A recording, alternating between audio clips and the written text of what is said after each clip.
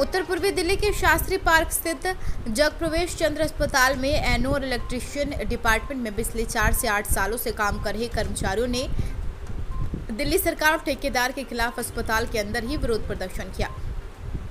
इनका कहना था, यह पिछले काफ़ी सालों से हम जगप्रवेश चंद्र अस्पताल में काम कर रहे हैं और लॉकडाउन के दौरान भी कभी भी साइकिल से आकर तो कभी पैदल आकर अस्पताल में अपनी ड्यूटी को बड़ी ईमानदारी से निभाया है। लेकिन अब नया ठेकेदार आने की वजह से इनका शोषण किया जा रहा है, इन्हें अपनी नौकरी से बाहर का रास्ता दिखाया जा रहा है। पिछले 7 से 8 सालों से जगप्रवेश चंद्र अस्पताल में इलेक्ट्रीशियन का काम कर रही है नितिन बताते हैं, इस अस्पताल में कई ठेकेदार बदले गए और 7 से 8 साल से निकाला गया, लेकिन कोरोना काल में हम कर्मचारियों को काम से निकाला जा रहा है। पूर्वी दिल्ली से रवि डालमे की रिपोर्ट। क्या नाम है आपका? मेरा नाम नितिन महाजन है। मैं जगप्रवेश चंद्र हॉस्पिटल में पिछले 7 साल से इलेक्ट्रीशियन के पद पर कार्य कर रहा हूँ। मुझे नए ठेकेदार द्वारा अचानक आते कह दिया तुम्हें निकाल दिया गया है, जबकि पिछले 7 साल से मैं अलग अलग ठेकेदार अलग कंपनी में काम कर रहा हूँ। सबसे पहले एडोर इंटरप्राइज 2 साल से, उसके बाद आरपी इलेक्ट्रिकल, उसके बाद मंगला फायर सिस्टम 2 साल, उसके बाद एमआई इंटरप्राइजेज, अब ये ग्लोबल इंटरप्राइज आई है। इन्हें आते अचानक बोल दिया कि मैं तुम लोगों को रख नहीं सकता, जबकि हम 7 साल से कोरोना काल में भी हमने बहुत रिस्की ड्यूटी करी है। जैसे तैसे हम आए हैं, पैदल चल के, बस में धक्के खा के, जैसे भी। अब अचानक हमें बोल दिया तुम्हें सैलरी ना, मिनिमम सैलरी ना देने के लिए हटा दिया। तो अब इस दौरान हम दिल्ली सरकार से गुजारिश करते हैं कि हमें ऐसे ना हटाया जाए, कोई ना कोई कार्रवाई करी जाए। तो अगर तुम हटाया गया तो घर पे भी लाने पड़ जाएंगे, तो हमारे घर पे रोजी रोटी की दिक्कत पड़ जाएगी, हमारे बीवी बच्चे भूखे मर जाएंगे। तो हम इस दौरान कहीं और कोई ड्यूटी पे भी नहीं रखेगा कोरोना का। तो इस दौरान हम कहाँ जाएंगे, क्या करेंगे? क्या नाम है कंपनी का जो हटा रही है? ग्लोबल इंटरप्राइज कंपनी है जो हमें इस समय हटा रही है। मेरा नाम हशमुद्दीन है और मैं जगप्रवेश चंद्र हॉस्पिटल में 4-5 सालों से काम कर रहा हूँ। लेकिन 2 महीने पहले एक नई कंपनी आई है जिसका नाम वेल प्रोडक्ट करके है। तो मुझे ना एकदम से ही बिना नोटिस के, बिना कार्रवाई के 8 दिन तक घुमाया गया। उसमें कहा गया कि आपकी कंप्लेंट है। कंटिन्यू 8 दिन तक घुमाया गया। उसके बाद मैं जब उनसे बोलता हूँ कि मेरे को मेरा कंप्लेंट लेटर जो भी है वो मुझे दे दो, मैं चला जाऊँगा।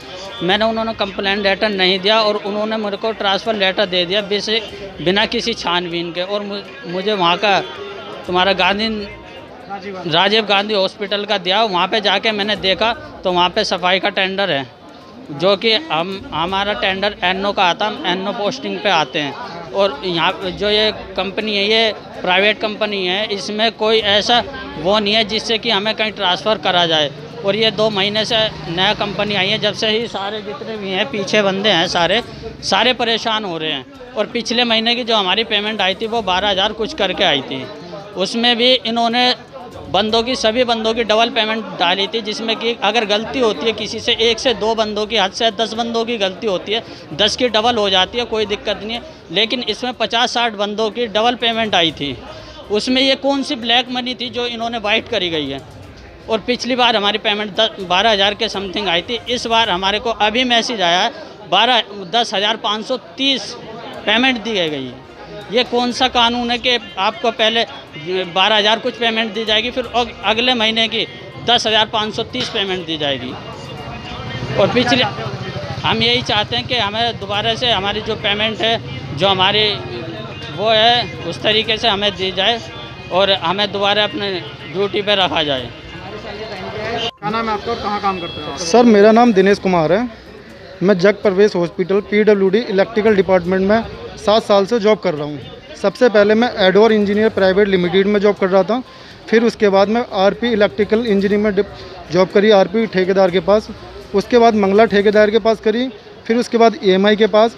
आज MS ग्लोबल इंटरप्राइज हम लोगों को रखने के लिए मना कर रही है। कारण ये है कि वो लोग कहते हैं कि हम आपको पूरी सैलरी नहीं देंगे, ESI नहीं देंगे, PF नहीं देंगे। दिल्ली सरकार कहती है हम आपको ESI भी देंगे, PF भी देंगे और आपको जहां आप नौकरी कर रहे हैं वहां नौकरी करते रहोगे। हमने कोरोना काल में भी ड्यूटी करी है, जैसे तैसे करके बड़ी मजबूरियों से आया।